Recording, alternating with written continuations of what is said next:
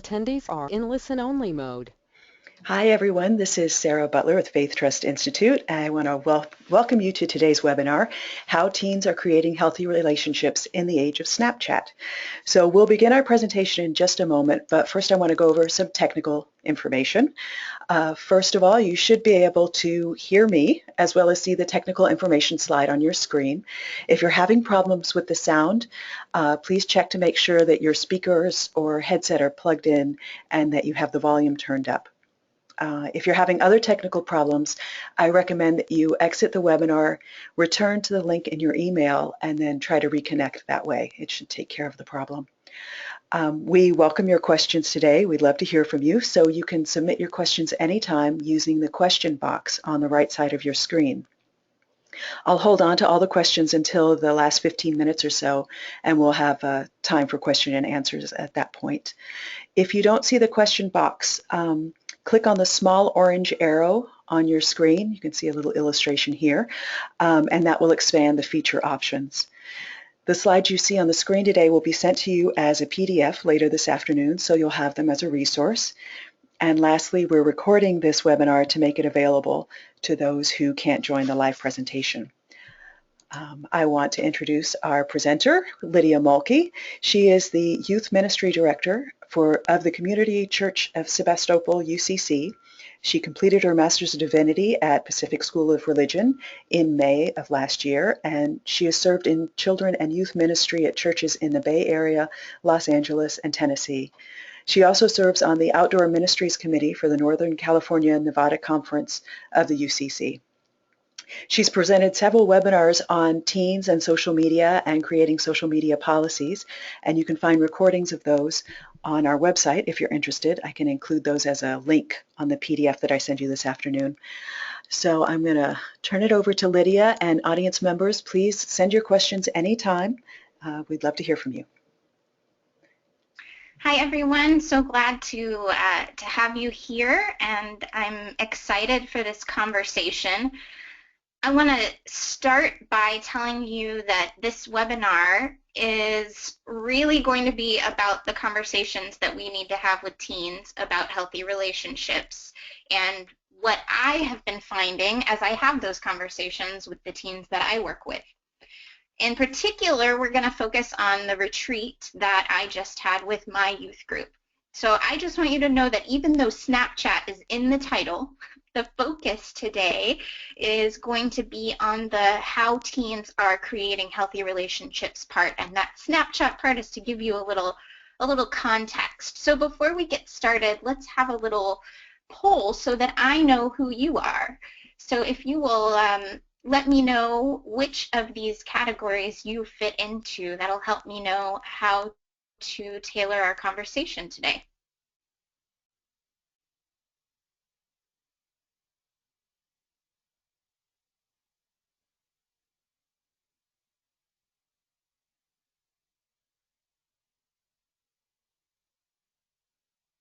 Okay, great. I'm seeing that we have a number of youth advocates or social workers here today. Fantastic. We have plenty of lay leaders and youth ministers or youth workers and some clergy and a few other folks. Thank you all so much for being here. So let's get started.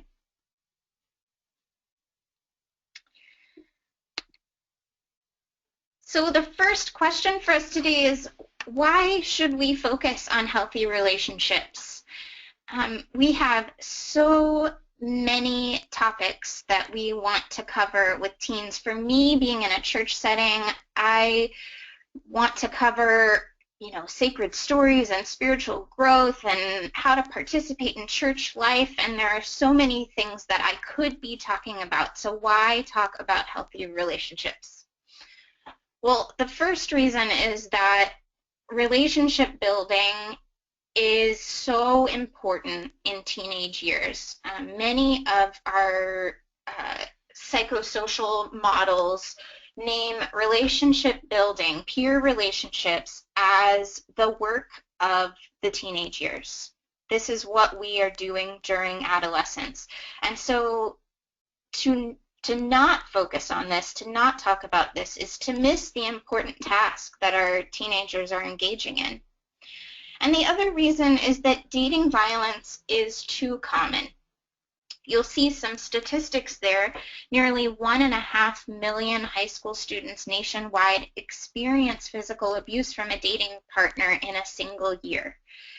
1 in 3 adolescents in the U.S. is a victim of abuse from a dating partner, and 1 in 10 high school students has been hurt by a boyfriend or girlfriend. So these are huge numbers. And then why are we focusing on adolescents? Why young people? Girls and young women between 16 and 24 experience the highest rate of intimate partner violence. So higher than any other age group is this group that we're talking about. Among female victims, 94% are 16 to 19, that younger portion. And 70% of 20 to 24 are victimized by a boyfriend or girlfriend. So it is those relationships that are those boyfriend-girlfriend relationships that are being formed in the teenage years, and it is largely our high school students.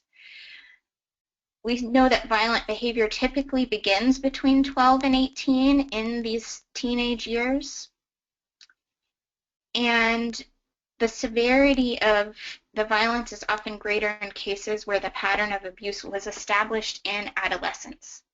So adolescence is this critical time.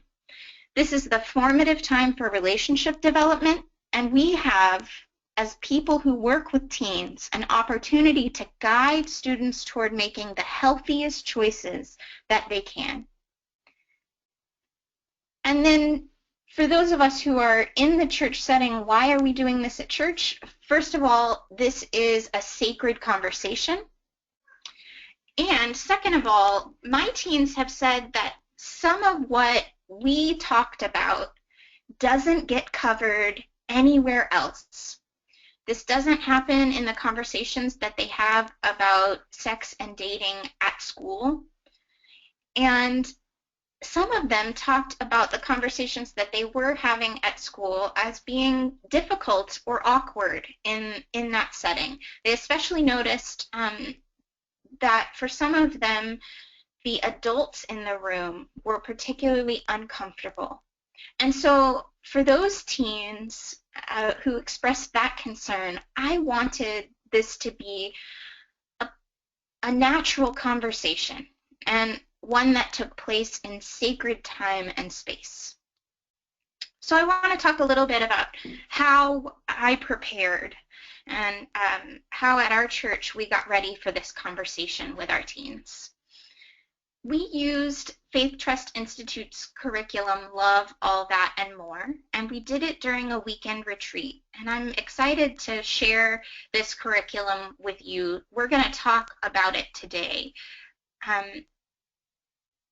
As I was preparing, one thing that drove the decisions we made is that it's difficult for me to get all of my teens consistently there over several weeks. So this conversation was important enough that I wanted to do it as a retreat. That's how it would work best in my setting. So a month before this retreat, I had a parent meeting. And at that parent meeting, I overviewed the curriculum, and I showed the first 2 videos, and I opened it up for questions. We looked at the schedule and talked about what the curriculum would cover. Now, all of the questions that I got were from parents of 6th graders, the youngest group that would be allowed to participate. Some of them were concerned that this information would come too early for their kids, and I assured them that they were the primary relationship educator for their child. It's their work, and that I was going to respect any decision that they made. I also told them that I knew that some of our sixth graders were already dating, and that my hope was for those who weren't, that this would offer them a way to prepare and that it would offer some prevention for unhealthy relationships for the young ones who weren't there yet. We talked about the discomfort that we, parents, adults, feel talking about sex, and we talked about why that is. Some of it is the misinformation that we received as teens. Some of it is the way that our own sex and relationship educators, whether our parents or our teachers or our pastors, the way that they talked to us. And some of it is the cultural norms that make these conversations really difficult. On the other side of this retreat, now that we've had these conversations, I can tell you that the adults were far more uncomfortable in this parent meeting talking about sex and relationships than the teens were at the retreat, and that the conversations came fairly naturally to the teens, where we as adults were pretty uncomfortable. In the end, all but one of those parents of sixth graders decided that they would have their child participate. And I had all of the parents sign a release form, which you can see on your screen. You'll see at the bottom I also have some notes about this curriculum to remind the parents what the curriculum is about, to remind them that it's designed to inform youth about the elements that make up healthy relationships, and it's to increase awareness about violence and abuse. You'll also see in the logistics section that I mention how we decided to set it up. So I'll tell you a little about that. We decided to offer 2 different spaces for lessons 1 through 4. It's a 6-session curriculum. But for sessions 1 through 4, the male-identified youth would be in one room with 2 male leaders, and the female-identified youth would be in another room with 2 female leaders. The week before the retreat, I met with the lead male leader, and we talked through the curriculum and the schedule together. I made this choice because knowing my youth, I felt like the conversations about gender stereotypes, about sex, about imagining what an ideal partner would be much more effective in these 2 different groups. In general, I avoid dividing youth in this way. We never divide by gender. We never have before. But in this situation, it worked well for us. So let's talk about how it went and what we did. We talked about starting and setting our ground rules with an awesome outdoor scavenger hunt. But of course, it was raining. So one of our leaders said, let's do an Easter egg hunt. It's a little early for that, but why not? So what we did was we hid the ground rules for the weekend inside Easter eggs. And when they were found, we put them up on butcher paper, which you see on your screen. Our ground rules were confidentiality, showing respect. It's okay to disagree. We decided to use I statements, not to put others on the spot with pointed questions. It's okay to pass if you don't want to answer a question. And be open as much as is safe for you. And we said that you have the right to call one another on the ground rules. I borrowed these ground rules generally from the Our Whole Lives curriculum. And I chose to go ahead and give ground rules rather than having the teens set their ground rules as the curriculum suggests, simply because of knowing my kids and our setting. Our teens set their own ground rules or create covenants with one another so much that it's lost a little of its power for them. And they tend to say the same few things every time and then forget that they even made ground rules or a covenant. And so receiving new ground rules, they were really engaged. And in fact, on Saturday night, I jokingly told another adult leader that what they were eating was disgusting. And a youth called me on it and said, Lydia, that wasn't an I statement, and I get to call you on the ground rules. So I thought that was hilarious. But that example shows that these ground rules were remembered and taken seriously, and in conversations that could have been more difficult, they really made those conversations possible. They really made it a safe space. So on to the curriculum. Session 1. Session 1 is called What Do You Want? And it deals with gender stereotypes and how gender stereotypes can lead to violence. Even though these videos were made in the year 2000, my teens said this is still true. That's a direct quote. One added that she thinks now we've got more strong females in the media as examples for culture, but they are still wearing fewer clothes, and there are still different standards for these female heroes in the movies, and it's still not good. The girls talked about how for them the way this plays out is at school, boys comment on what they're wearing. And they talked about how that makes them feel. One said that the guys at the school really gave her a hard time when she wore sweatpants to school. And another one chimed in and said, yeah, if you wear your sweats, they want to know why you don't look good. If you dress up and put on makeup, they want to know why you're all dressed up, or they tell you that you're trying too hard. They want to be in charge of what you're wearing. And they talked about how guys can come to school wearing whatever they want, and there are different rules for guys and girls at their school. And so this lesson started a great conversation about the pressures of of gender stereotypes in society and particularly in their school culture. In this session, they're asked to rewrite the rules. So we go through what are the rules for men and women that you have learned in the movies, in the way that people talk at your school, and they're asked to then rewrite those. What would the new rules be if you got to make them up? And in the girls' room, they came up with only one rule, and they insisted that this was it. This is all they needed. And their rule was everyone gets to be themselves.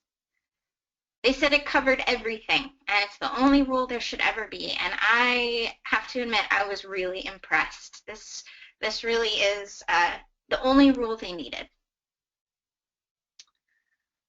So after lunch, we started session 2. And session 2 is called Let's Talk About Sex. The video for this session has young people giving their thoughts on sex, and they all have differing opinions, and they all had different experiences to talk about. And for me, this is the real power of this curriculum to start a conversation, because those real thoughts from real teens with all kinds of different experiences meant a lot to my teens. My kids would refer to a particular person in the video, the girl in the video who did this, or the guy who said this thing, and they were able to relate to someone in there, and they were able to name, I really understood what this one said, and that sounds like me, and I didn't fully agree with this person. That hasn't been my experience. It was powerful for them. And from their response to this, I know that there's undue pressure on some of my kids to have sex. One even talked about, at the end of the video, after they have talked about the more difficult things, a lot of them talk about how, but sex is good and sex is fun. And one of my teens said that I wish they had left that part off because she feels like it's just more pressure. It's what she hears at school. So we talked about how a lot of kids only hear that sex is bad and that they shouldn't do it, and they never hear anything good. And so this video is probably making up for that. And I talked about my experience when I was a kid, that the only message I got was that it was bad. And so, you know, this was a good message too. It might be helpful to some people, and they agreed, but my kids felt like all they were hearing was how great sex is from other kids, and they really wanted to hear that they get to say no. So we talked about that, of course, and it's a huge part of this session. When we moved to talking about coercion and manipulation, talking about how people get pressured into having sex or coerced, we used the video Tea and Consent, which you may have seen on YouTube, and it's circling around social media. My teens love this video so much that they asked to watch it a second time. So we watched it twice in a row. And this video was what they wanted to tell the congregation about too, as a part of their presentation the next day in worship. When they talked to the congregation, they wanted to tell people about this. So I encourage you to check this video out. It makes a great companion in this curriculum. It compares sex to offering someone a cup of tea. And if a person says they don't want tea, you don't make tea and then pour it down their throat. If someone is unconscious, you don't make them tea, etc. So it's a powerful and funny message, and I think it gave some comic relief for the kids in the midst of a serious topic. It was also the message that my teens were hungry for, and the part of the curriculum that they had latched onto, which is that they get to say no. Let's look at session 3. Session 3 is called Putting It All Together.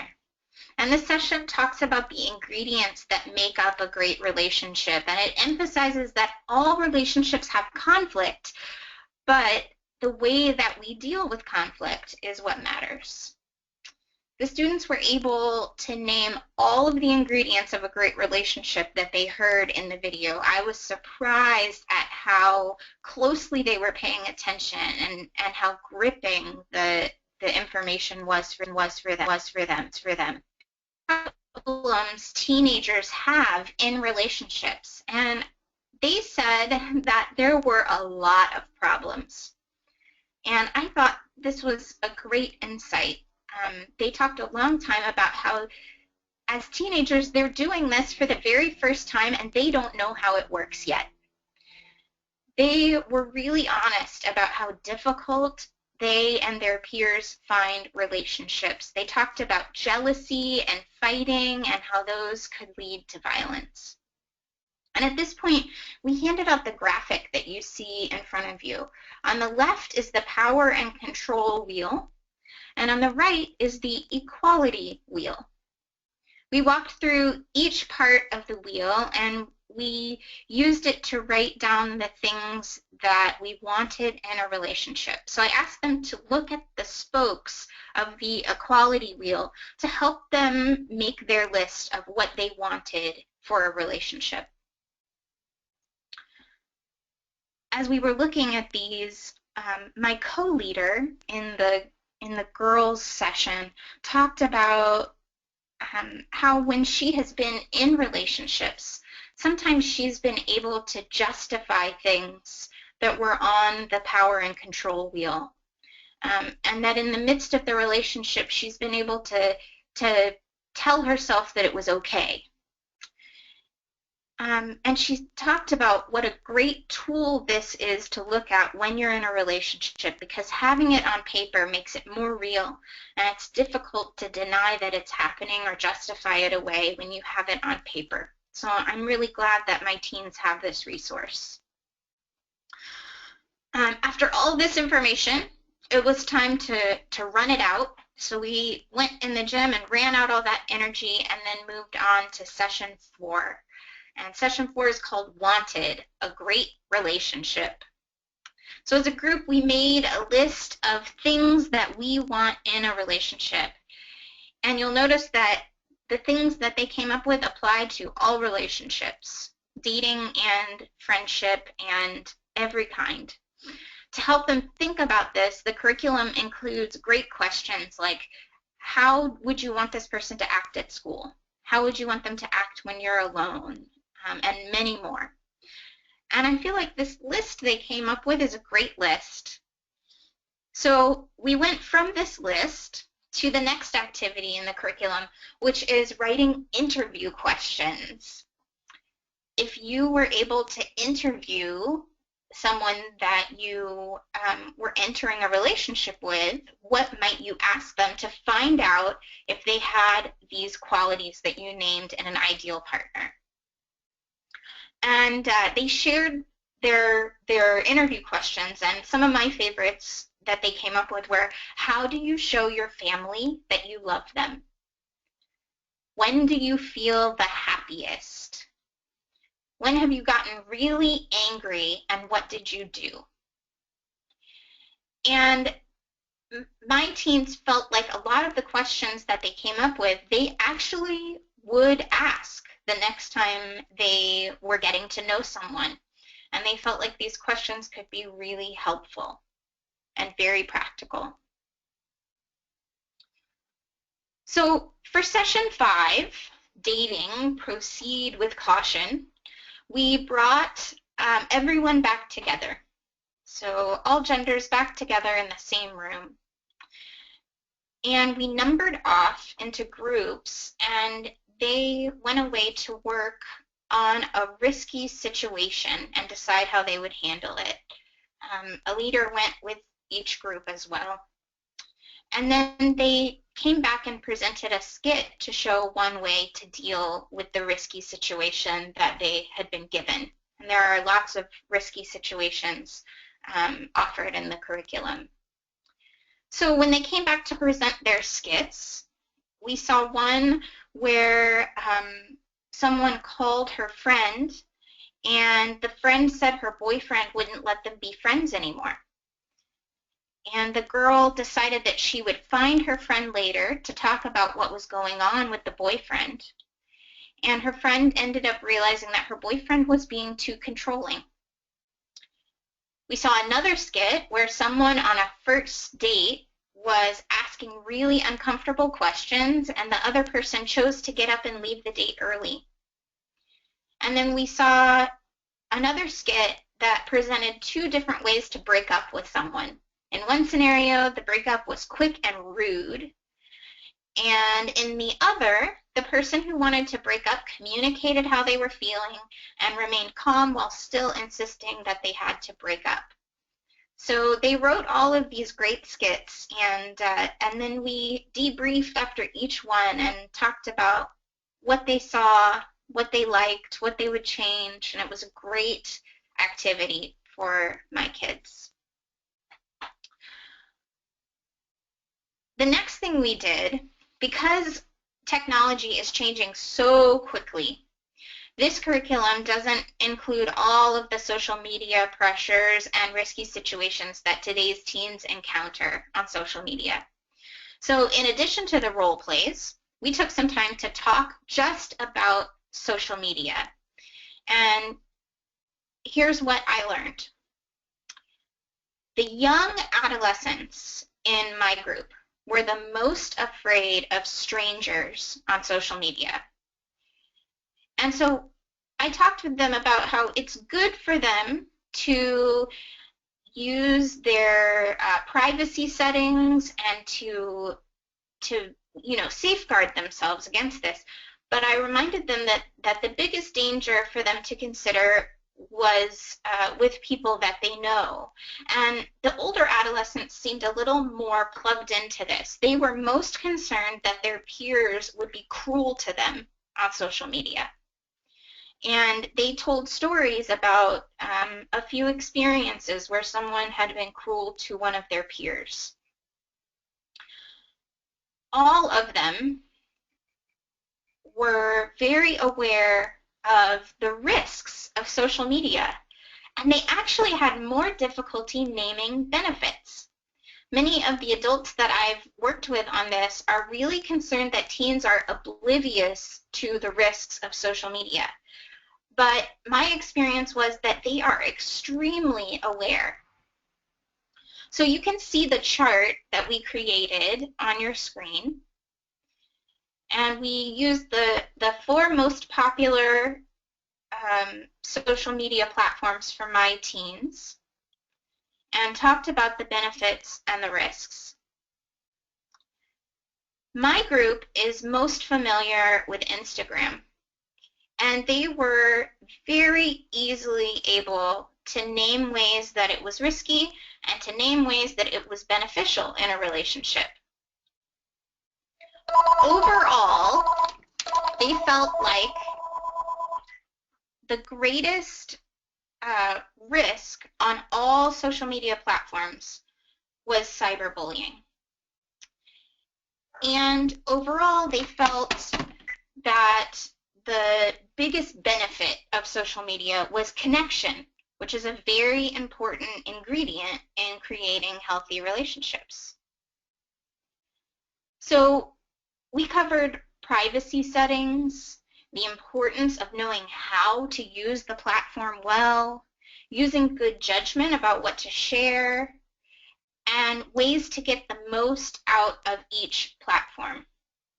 One of my teens shared a story about how he'd gotten himself into trouble because he didn't know how to use Instagram before he started using it. And there was someone who was making comments that he didn't like, but he didn't know how to block the person because he didn't know Instagram well enough.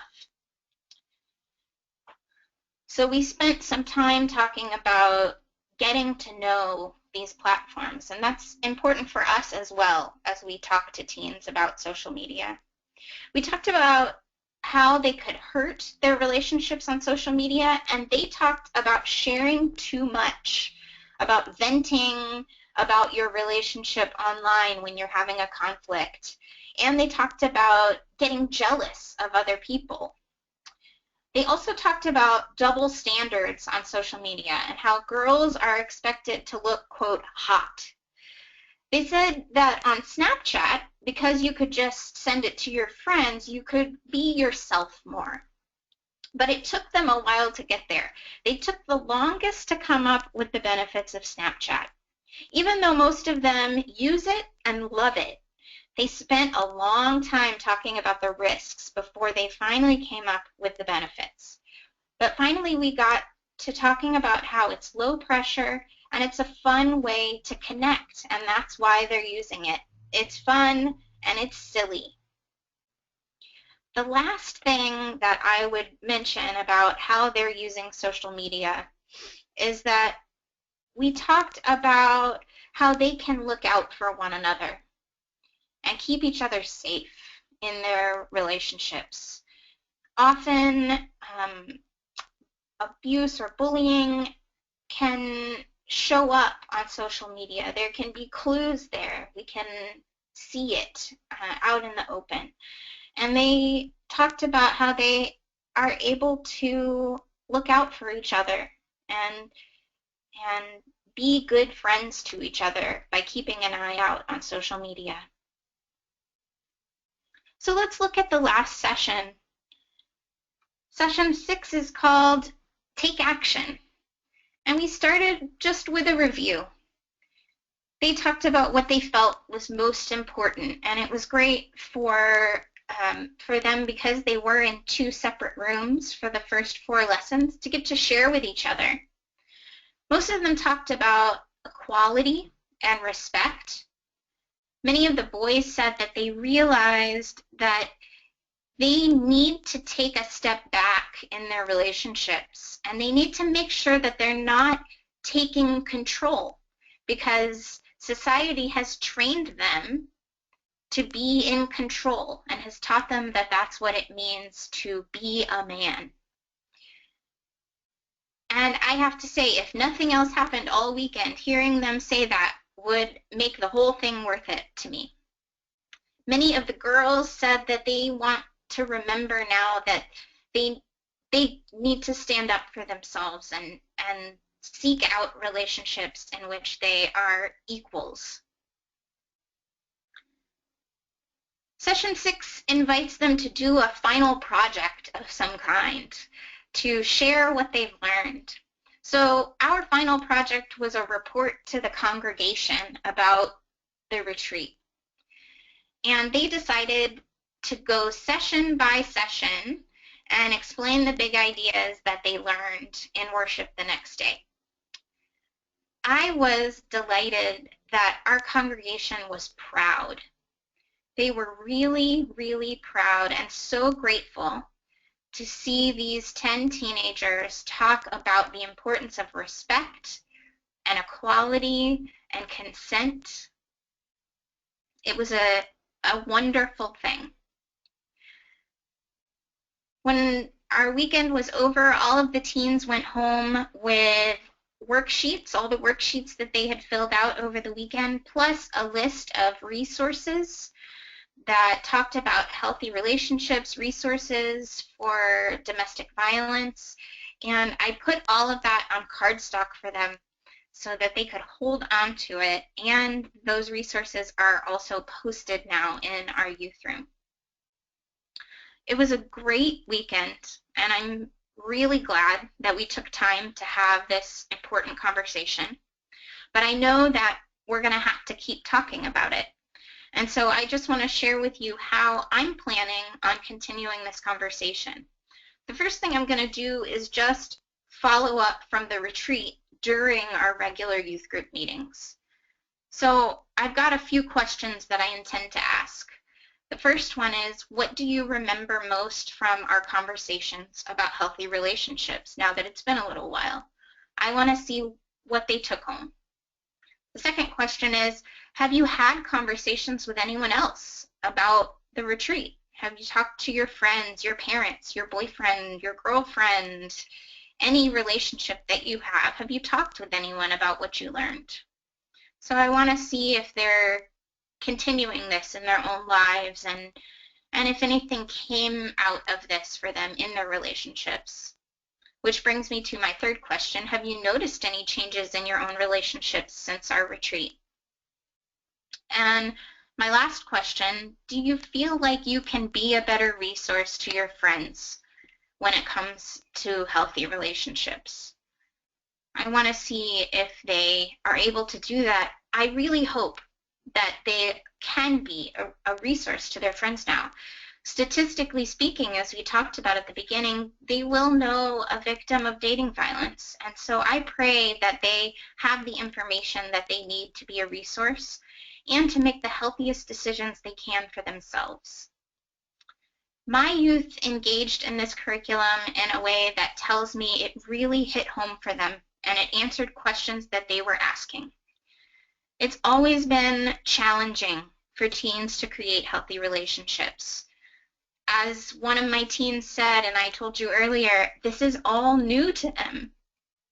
And now with social media and the way our culture talks to and about teenagers, the challenges that they face are different than the ones we may have faced. And so it's important that we really take the time to talk about healthy relationships in their context, in the context of social media, the context of the teenage years, the context of 2016, and in the context of all of the particulars that make your group of youth who they are.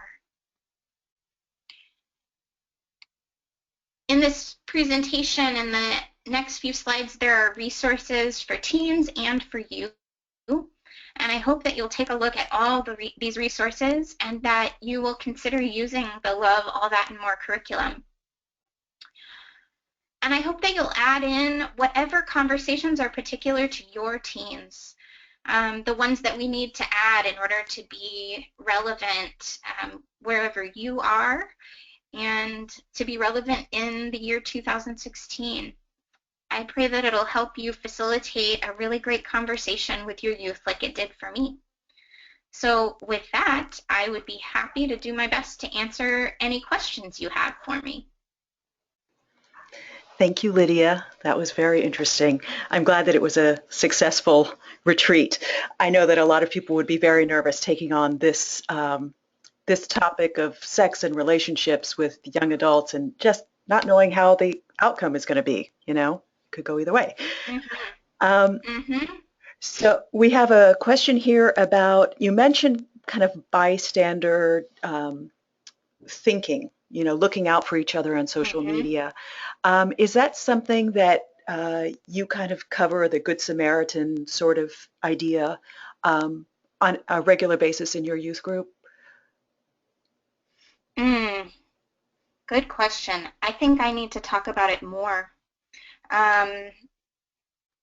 It was something that I put in my notes when I was preparing for the retreat because I wanted to make sure that it came up. But I think it's a conversation that I don't have enough with my group. So I intend to do it more. It's an important one. Yeah, okay. So the other question that I have here is about disclosures and people being concerned that, you know, in this situation there might be situations of disclosures and how to deal with that, and if you kind of thought about how you would approach that should it occur. Yes. There are great resources that I encourage you to take a look at from Faith Trust about handling that. And I was thinking that could happen, and we did have a conversation at the beginning of the retreat that you know, we committed to confidentiality, but if they were to tell me that that anyone was harming them, if anyone was in danger, if they were harming anyone, that we would have to report that and get help.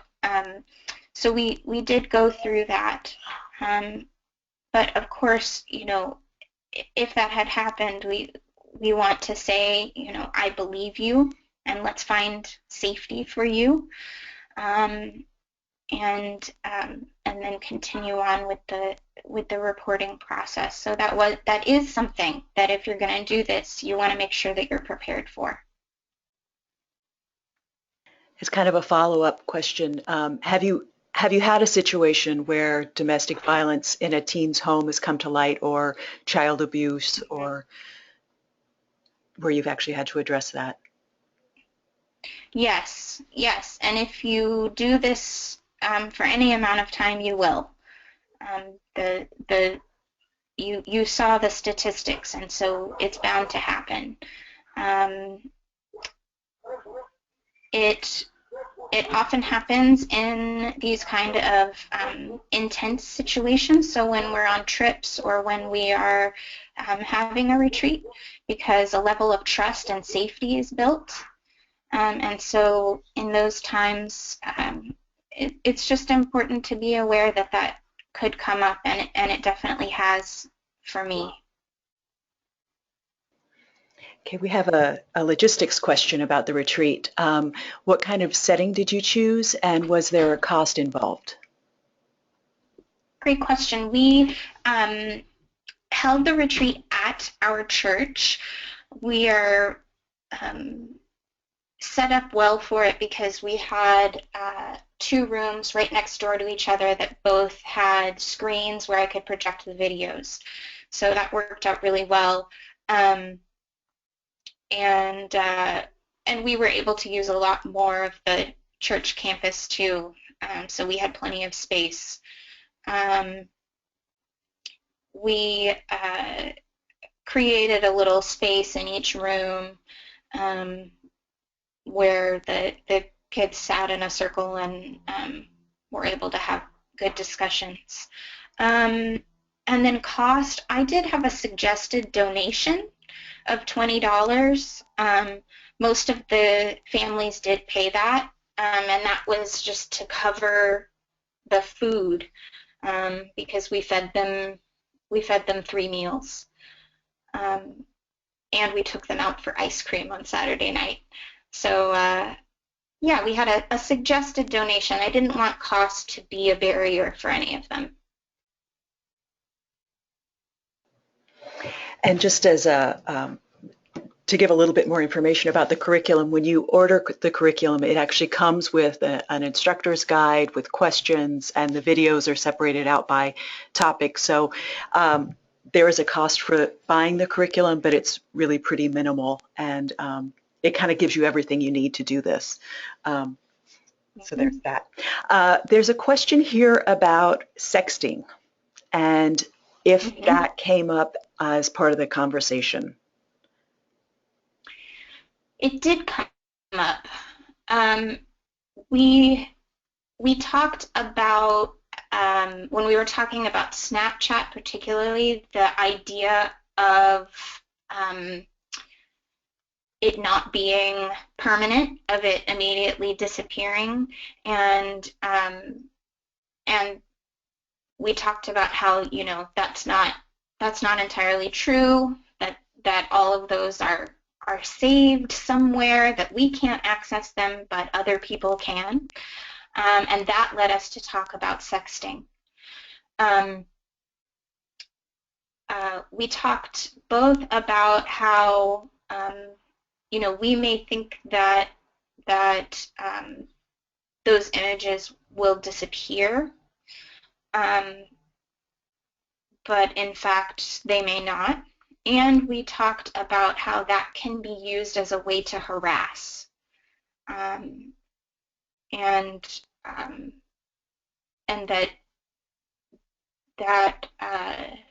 that was, if someone is harassing you in that way, that is something to talk about and get help with. Yeah, the whole issue of coercion that shows up on the power and control wheel, I imagine, comes into play. So one of the things that you mentioned to me when we were talking about this was when you had the parents meeting, one of the outcomes was that the parents decided they wanted a course from you on social media because a lot of them are fairly clueless or feel clueless. So I wonder if you want to talk about that at all or how that conversation arose. Oh, yes. So in talking about social media with the parents, they were talking about how they want to be helpful to their teens, and they want to make sure they're keeping their teens safe, but they don't know how these platforms work. They don't know how teenagers are using them. They don't know how the privacy settings work. And so they want to have a time for just the parents to get together and walk through, how do we use Facebook, how do we use Twitter, how do we use Instagram, how do we use Snapchat, so that they can be a better resource to their teens. So I'm planning to have a follow-up parent meeting where we just talk about social media.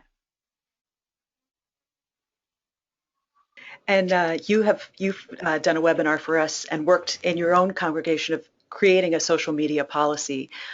So as I said before, I'll put a link to that webinar recording on the PDF that I send this afternoon. There's a question here about the feedback from the boys leaders. Since you were in the girls group, Mhm. what their thoughts were, if they had any different experience than you, or things that surprised them Mhm. from the boys. So the first thing that sticks out is that my counterpart in the boys' room was he was done with the lessons long before I was, because in the girls' room there was this huge amount of conversation that was happening after each one, and all of this external processing was happening, and there was a lot that the girls wanted to talk about. And our guys were very much internal processors, and they would watch the video, have a few comments, sit with it for a minute, and then they were ready to move on. So that was something that we figured out as we went. Um, the guys ended up playing cards after they were done because the girls were still talking and talking and talking. Um, Another interesting thing in the guys' room is that we had, this was just particular to us and this particular weekend and who showed up, but we had a huge age gap in the guys' room. So we had uh, no one in seventh, eighth, ninth grade. Um, we had very young and then older teens. And the facilitator for that group told me that he was so pleased with the way that they had made space for one another to talk about the issues that they faced that the other did not share. So, talking about healthy relationships with a sixth grader is very different than it is with a sophomore in high school, and they managed to make a safe space for one another. Um, and I give a lot of credit to their leader for making that possible, for setting it up as a safe space, and for guiding the conversation in a way that they were able to do that. Um, as I said, I was so pleased that the boys really seemed to take away the message that the way that society teaches them to be male um, contributes to gender-based violence. And they wanted to make sure that they were not participating in that, and that they were seeking equality in their relationships and were not trying to take control. So I that was a different conversation than what happened in the girls' room. I am really glad that that is the conversation they ended up having, and what they took away. Well, and it makes sense because for that age group, the issue of justice is so important, and Yes. that consciousness development, that if you can include the issue of gender-based violence and the issue of equality in your conversations about justice, like, of course they would get that. Um, Yes. yeah. So it looks like we're getting close to the end. I wonder if you have any final comments that you'd like to leave us with, Lydia. I just want to encourage you to brave this conversation. It can be a daunting task, I know, but the reward was great for us. I feel really good about having started this conversation with my teens, and I look forward to where we can go with it. Great. Thank you for sharing your experience. It's always great to hear how people are using a particular curriculum, and what the impact is. So thank you. We're about to close up the webinar here. I just want to let everyone know we have many upcoming webinars that are free, and there's a list here on your screen. We also have started an online book club which meets every 2 months, and our next book is Lived Through This, Listening to the Stories of Sexual Violence Survivors. And we will have the author, Anne Ream, with us. So she will be there, Marie Fortune will be there, and we're going to talk about some of the stories that this book tells. So please join us for our future webinars and for our book club. When you close up here, you'll be asked to fill out a survey, and we would really appreciate your feedback about today's webinar or ideas for future webinars, and how you think we can improve it and how you think we can let more people know about them. So please, if you have the chance, please fill out the survey. And this ends today's presentation. Thank you for joining us. Thank you so much, Lydia, and we'll talk to you soon. Thanks.